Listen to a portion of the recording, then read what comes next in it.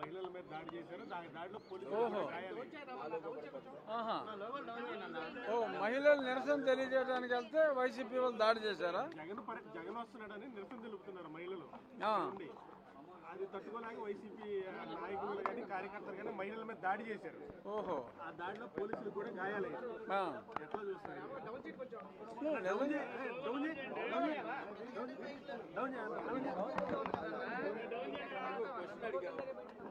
మహిళల మీద దాడి చేయటం అమానుషం. మహిళల మీద దాడి చేయటం అమానుషం. ఎందుకంటే వాళ్ళ మీద దారుణంగా దుర్భాషలాడి సాక్షి మీడియాలో, ఆ తర్వాత మరి సజ్జల రామకృష్ణారెడ్డి గారు మరి శంకరజాతువులు అన్నాడు ఆయన. వీళ్ళేమో ముందు మీడియాలో ఇకిలించుకుంటూ సకిలించుకుంటూ ఏ దేవుళ్ళు అని చెప్పి మాట్లాడుతూ ముస్లిం దేవుళ్ళ, క్రిస్టియన్ దేవుళ్ళ, ఏ దేవుళ్ళు అని చెప్పి ఆ పారిపోయినోడు ఇంకా దొరకల. మరి అతను మరి అలా మాట్లాడటం డెఫినెట్గా మహిళల ఫీలింగ్స్ హర్ట్ అని, మనోభావాలు దెబ్బతిన్నాయి. మరి మనోభావాలు దెబ్బతీయటం వెనుకున్న పార్టీ నాయకుడు వచ్చినప్పుడు శాంతియుతంగా నిరసన తెలియజేయటం గాంధీజీ నేర్పిన సిద్ధాంతం.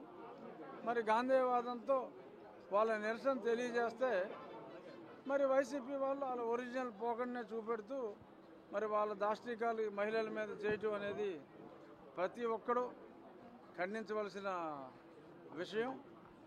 మరి అది చేస్తే మరి పోలీసులను కూడా గాయపరిచారంటే మరి ఇది చిన్న విషయం కాదు. మరి తప్పకుండా ఆ దాడి చేసిన వాళ్ళ మీద మరి ప్రభుత్వం తగు చర్యలు తీసుకుంటుందని నేను అనుకుంటున్నాను. ఆ విజువల్స్ చూడలే నేను. ఇప్పుడు కూడా వైసీపీ వాళ్ళు ఆ మాటలకి కట్టుబడి ఉన్నారనిపిస్తుంది. ఇప్పుడు కూడా ఇది తప్పు అని కూడా ఒక్కరు కూడా ఖండిస్తుంది.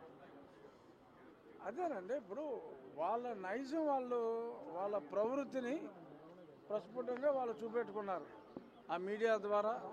ఇక్కడ మళ్ళీ శాంతియుతంగా నిరసన తెలియజేయడానికి వచ్చిన వాళ్ళ మీద దాడి చేయటం ద్వారా వారి సంస్కృతి ఇది అని చెప్పి మరి ప్రజలకి మరొకసారి తేటతెల్లం చేస్తున్నారు. ప్రజలు అన్నీ గమనిస్తారు. డెఫినెట్గా మరి మొన్ననే ఇంకా సరిగ్గా సంవత్సరం కూడా కాలేదు. మరి వాళ్ళకి సంవత్సరం అయింది, జస్ట్ 4వ తారీఖు అంటే సంవత్సరం మీద ఓ వారం రోజులే గడిచింది. మరి వాళ్ళకి దారుణంగా బుద్ధి చెప్పి మరి అయినప్పటికీ బుద్ధి రాకపోవటం దురదృష్టం. మరి ఏం చేయగలం? వారికి బుద్ధిని ప్రసాదించాలని చెప్పి భగవంతుని ప్రార్థించడం తప్ప మరి అంతకన్నా చేయగలిగింది ఏమీ లేదు. ఈ కృష్ణంరాజు అరెస్ట్ వ్యవహారంలో కూడా ప్రభుత్వం కొంత మెత్తగా వ్యవహరిస్తుందని విమర్శలు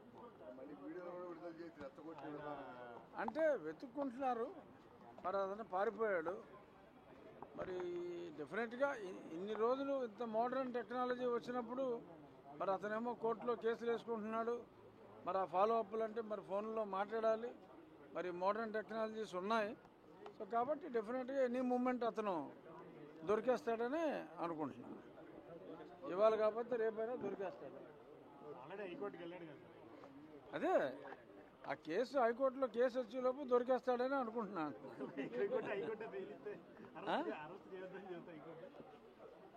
ఎందుకంటే అరెస్ట్ చేయొద్దని ఎందుకు చెప్తారు జనరల్గా? ఇప్పుడు అంత దారుణంగా కామెంట్ చేసిన వాళ్ళని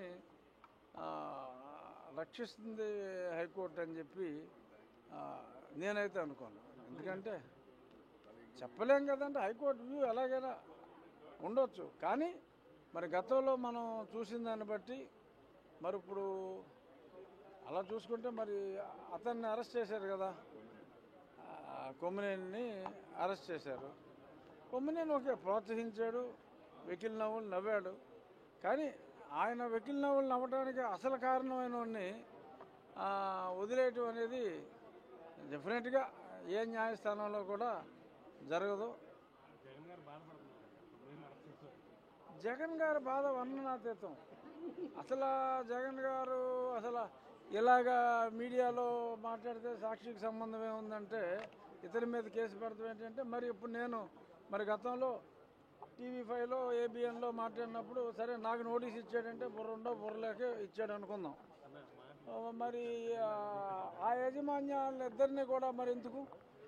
ఇప్పుడు మాట్లాడింది నేను, వాళ్ళు నన్ను అడిగారు, ప్రశ్నలు అడిగారు. మాట్లాడాను. శ్రీనివాసలాగానే కొమ్మినేని శ్రీనివాసరావు లాగా వాళ్ళు యాంకర్లు, వాళ్ళ మీద కేసు పెట్టారు. మళ్ళీ ఇంకొక వితండవాదం ఏంటి, వీళ్ళు పిశాచాల రాక్షసుల శంకరజాతువులు అని చెప్పి సజ్జలు అన్నాడు. దేనికి?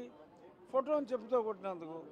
మరి అప్పుడు నా పార్లమెంట్లోని 7 అసెంబ్లీ నియోజకవర్గాల్లో మరి చెప్పులతో కొట్టించాడు, మరి బూట్లతో కింద ఫ్లెక్సీలు వేసి తొక్కించారు, కొన్ని వందల దిష్టి బొమ్మలు తగలబెట్టాడు.